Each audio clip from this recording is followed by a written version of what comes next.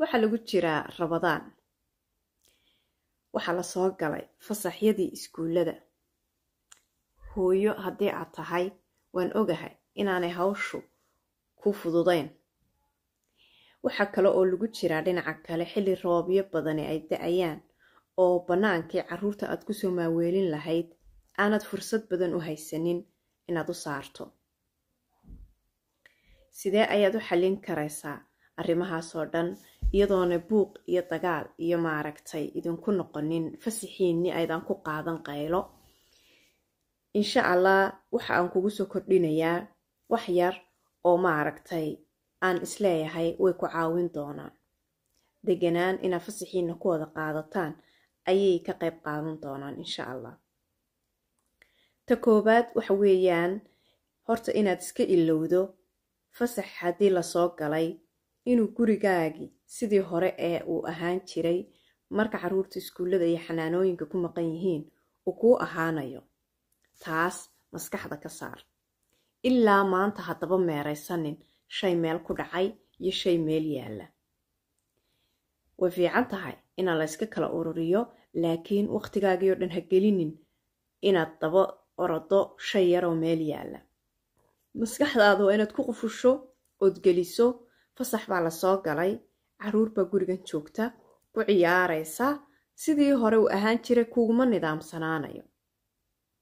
Haddii taa maskaxdaada aad geliso, waxa weeyaan waad aqbalaysaa inuu gurigii isdhex yaalaad aqbalaysaa. Maalin oo dhan iska dhaaf, ha isu kaa dhex yaallo, ha lagu ciyaaro. Marka casaradii la gaadho, xilliga ay maaragtay fiidka ka horeysa inay weli daalinayaan ay seexanin, waxaad tidhaahdaa kulligeen inagu kiciya haddaba. Waxaa maanta isu soo dhex dhigteen waynu ka wada shaqaynaynaa. Hadduu sanad jiro, hadduu 2 jiro, hadduu 3 jiro, hadduu 4 jiro, isugu taga. Waayo waa wada qabanaysaan. Adigana hawshu way kuu fududaanaysaa.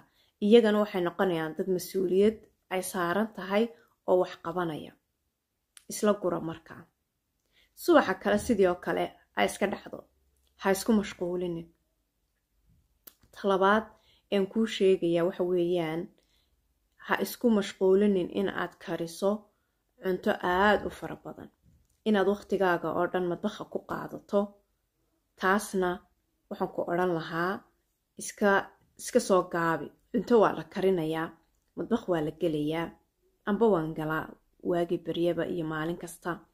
Laakiin isku day inaad waxyaabaha ugu fudud ee degdeg u samayn karto aad u samayso. Ma haddii uu dhulku kuu qalalo oo roobku inaga qaado sida aynu ku rajo weynahay, iska bax banaanada maalintii ku maqnow. Casarkii markaa soo gashaan waa in yaroo waqti yaroo kooban intay wax kuu daawanayaan ama maaragtay ay kuu wada ciyaarayaan.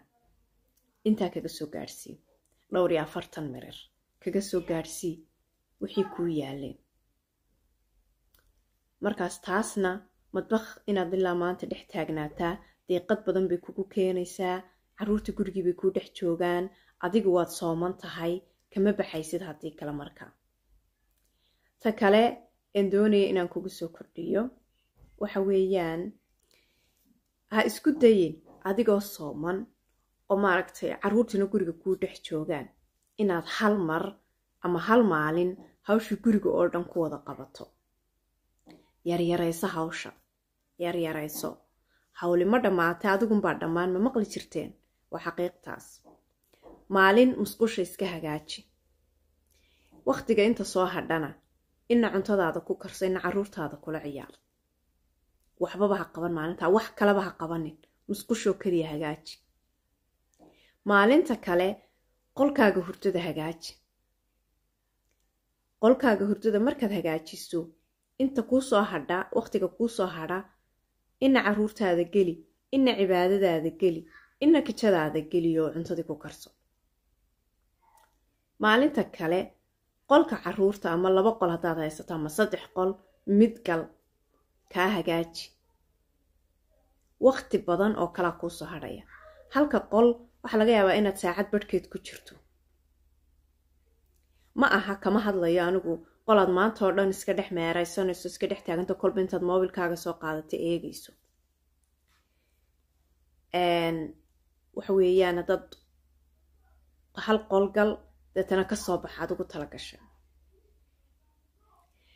ta afraad een doonaya in aan kula wadaago waxa weeyaan moobilka iyo gacan ku hayntiisa iska yaree inta ugu badan waxa buuqa adiga carruurtaadii deeqada idin dhex dhigaa waxa weeyaan moobilkaad gacanta ku hayso waayo waxaad doonaysaa waxaan inaad eegto iyaguna way kula hadlayaan waad deeqadoonaysaa adiga ku kacayba iska yaree waqti go-an ama saacad go-an u samayso intaad yara nasanaysid moobilka haddaad doonto soo qaado haddii kala seexaba laakiin inaad maalin oo dhan moobilkaa gacanta ku hayso adigii carruurtaada diiqad weyn bay idinku abuuraysaa iska yaree markaa moobilka intaa ay isla joogtaan carruurtaada dee hadhow markay kaa maqan yihiin saad doonto adigay ku jirta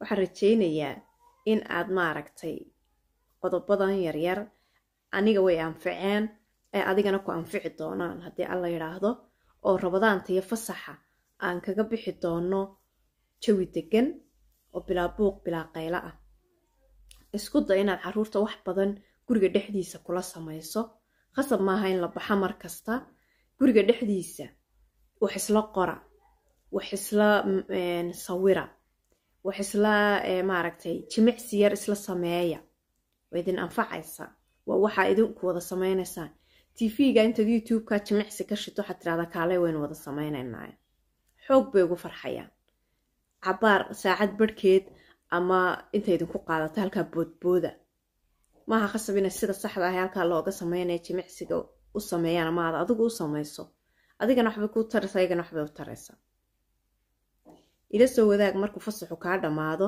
inay qodobadani ku anficeen iyo in kale insha allah kusoo qora commentka hoostiisa hadday jiraan wax idinka idin anfacay ama idiin shaqeeyey si aniga laftarkaygu aan idinka faa'iido iyo waalidiinta kale ee aynu kala faa'iidaysano mar walba